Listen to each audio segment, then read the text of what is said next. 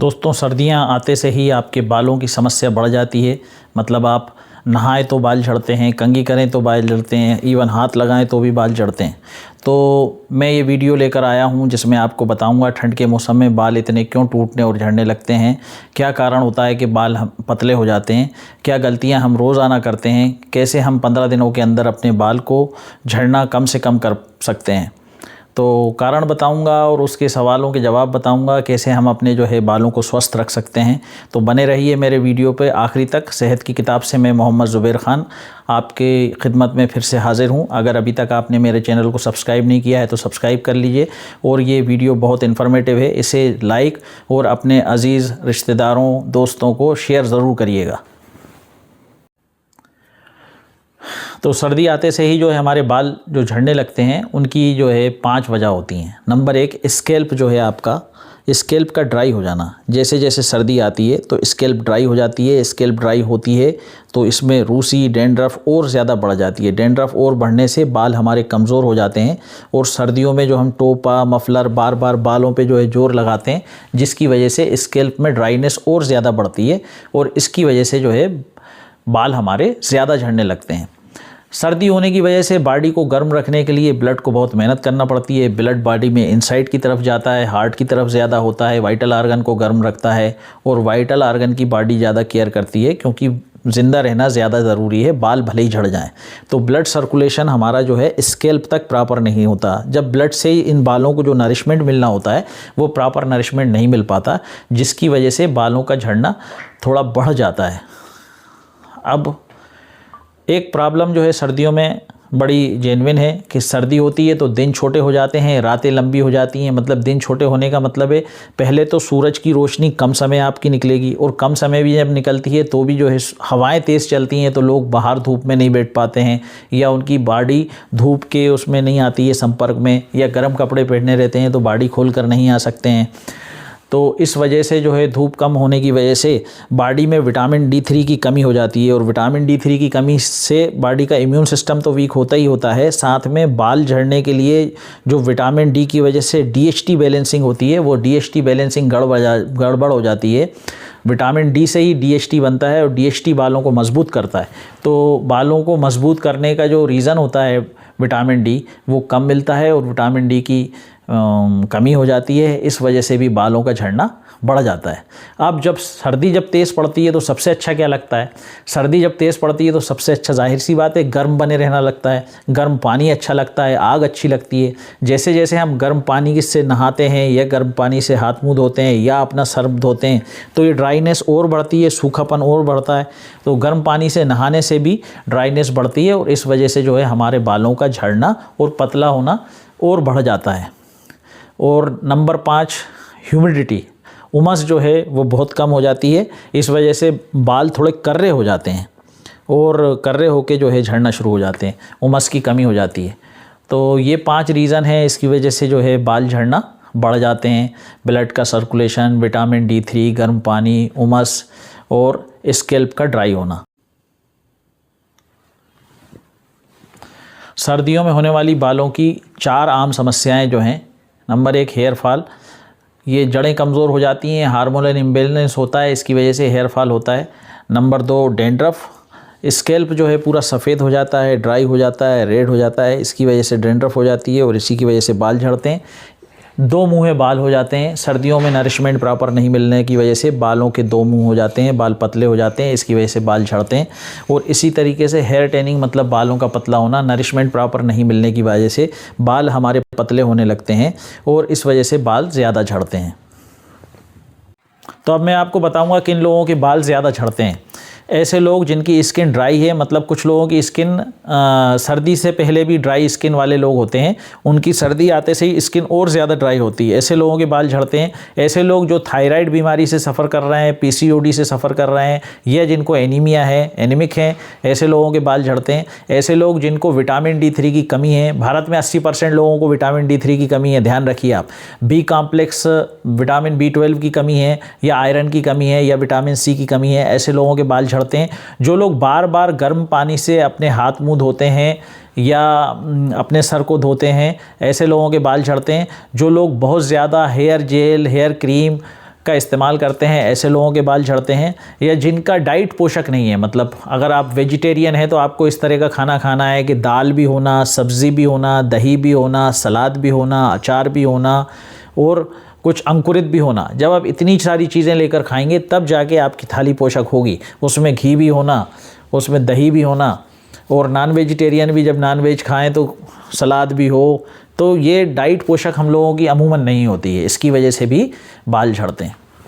अब बाल झड़ना कम करने के उपाय मैं आपको बता रहा हूँ।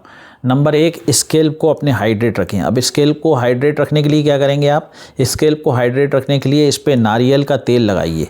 नारियल की तेल की रात को हल्की हल्की मालिश करिए। अगर आप दिन में नहीं लगाना चाहते तो रात को जब भी आप ऑफिस से आ जाएँ, दुकान से आ जाएँ, तो इस पर हल्की हल्की मालिश करिए।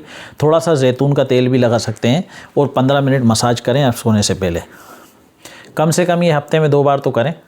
इसी तरीके से गर्म पानी बिल्कुल ना कहें गर्म पानी को, तो गर्म पानी ना हो, पानी की ठंडक मार लें आप, इतना पानी हो। ऐसे गुनगुने पानी से ही सर्द होएं और नहाएं भी आप। ज़्यादा ठंडे पानी से ना नहाएं और ज़्यादा ठंडा पानी भी ना हो और बहुत ज़्यादा गर्म भी ना हो। मतलब गुनगुने पानी से, हल्के गर्म पानी से आप अपने सर को धोएं, और गर्म पानी को तो आप बिल्कुल ना कहें। अगर आप ऐसा करेंगे तो आपके बाल का झड़ना कम हो जाएगा। और 2 और उपाय बताता हूँ आपको। इनके अलावा आप क्या कर सकते हैं? टी ट्री ऑयल आता है। टी ट्री ऑयल की 2-3 बूंदें नारियल की तेल की शीशी में मिलाएं और नारियल के तेल में 2-3 ड्रॉप टी ट्री ऑयल मिलाकर उसमें अपने सर की अच्छे से मालिश करें। दही नींबू का पैक बनाएं आप, 10 मिनट सप्ताह में इसको लगा के छोड़ दें। कम से कम सप्ताह में 1 बार दही और नींबू का पैक लगाएं, जिससे बालों को नरिशमेंट मिलेगा। सर्दियों में आप सही शैम्पू का इस्तेमाल करें। सर्दी या हमेशा कभी भी सीज़न में जो है आपका शैम्पू जो है वो सल्फेट फ्री होना चाहिए और मॉइस्चर बेस्ड होना चाहिए। अपने शैम्पू में 2 चीज़ देखना, आप किसी भी कंपनी का शैम्पू लेंगे वो सल्फेट के साथ आता है। थोड़े से महंगे शैम्पू होते हैं जो सल्फेट फ्री आते हैं। बाल में जो है 91% प्रोटीन होता है और सल्फेट जो है वो प्रोटीन को किल करता है। तो जब आप शैम्पू ही ऐसा डाल रहा हो जो आपके प्रोटीन को खाएगा, मतलब बाल को ख़त्म करने के लिए शैम्पू अपन कर रहे हैं, तो ये देख लें कि सल्फेट फ्री शैम्पू हो। और अगर सल्फेट फ्री शैम्पू आप अफोर्ड नहीं कर सकते हैं तो खेत में जो काली मिट्टी होती है उससे भी सर धो के देखिए, बहुत मुलायम जो है बाल धुलते हैं।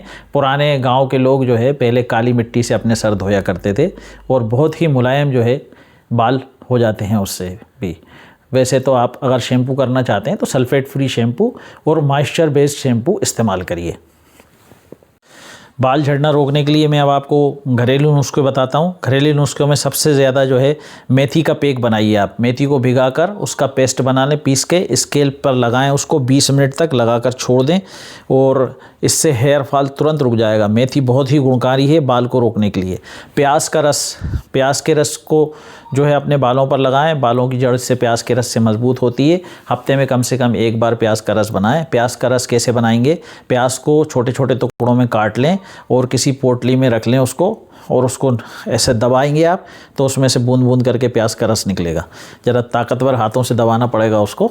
और एलोवेरा जेल भी आता है, या आप एलोवेरा डायरेक्ट अपने घर पे कहीं पर भी लगा हो तो उसके छिलके को छीलकर और एलोवेरा उसमें से निकालें और उसको जड़ पे लगाएं एलोवेरा जेल को ऐसे अच्छे से। इससे आपकी खुजली भी जाएगी, ड्राइनेस भी जाएगी और आपके बाल स्ट्रांग होंगे। आपको दही और शहद का मास्क भी लगा सकते हैं। इससे बालों में मॉइस्चर होता है और उसमें नमी आ जाती है। सर्दियों में ये सबसे अच्छा पैक होता है, दही और शहद का पैक लगाना। हफ्ते में 1 दिन लगा सकते हैं। इसी तरीके से आंवला तेल या आंवला जूस का इस्तेमाल करिए। इससे विटामिन सी आपको भरपूर मिलेगा। विटामिन सी का सबसे बड़ा स्रोत आंवला होता है और आपकी कोलेजन इससे स्ट्रांग होगी। कोलेजन जब स्ट्रांग होगी तो आपकी हेयर ग्रोथ अच्छी रहेगी और बाल नहीं झड़ेंगे। अगर आप चाहते हैं कि सर्दियों में आपके बाल ना झड़ें और आपका स्वास्थ्य भी अच्छा रहे, आपकी इम्यूनिटी स्ट्रांग रहे, तो सबसे पहले आपको जो है अपनी डाइट पर ध्यान देना है। आपको मैं बताता हूँ 10 ऐसे फूड जिनको आपको नियमित रूप से खाना है। नंबर 1 आंवला विटामिन सी से भरपूर है, इसे ज़रूर खाइए। नंबर 2 गुड़ और तिल, इसमें कैल्शियम है, इसमें आयरन है, इसका मिश्रण ज़रूर खाइए गुड़ तिल का। 1 चम्मच तिल खाइए, थोड़ा सा गुड़ का टुकड़ा खाइए।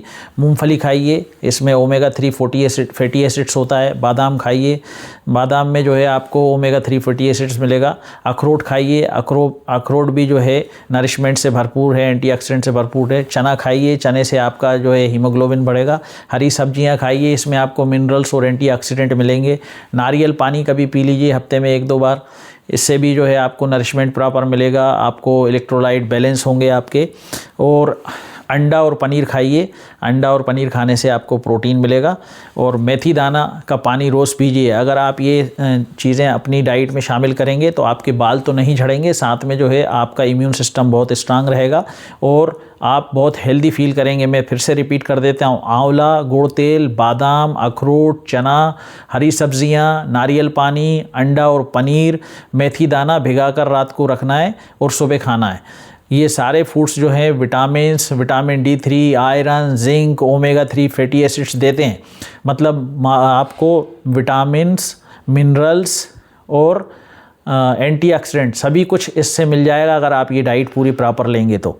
और आपका इम्यून सिस्टम स्ट्रांग होगा, बाल भी नहीं झड़ेंगे और कोई दूसरी बीमारियां भी आपको नहीं होंगी। मेरे इस वीडियो को उनको भेजिए जिनकी आप केयर करते हैं, वीडियो को शेयर करिए जिनकी आप बहुत केयर करते हैं उनको। और सेहत की किताब अगर आपने अभी तक सब्सक्राइब नहीं करी है तो सब्सक्राइब करिए।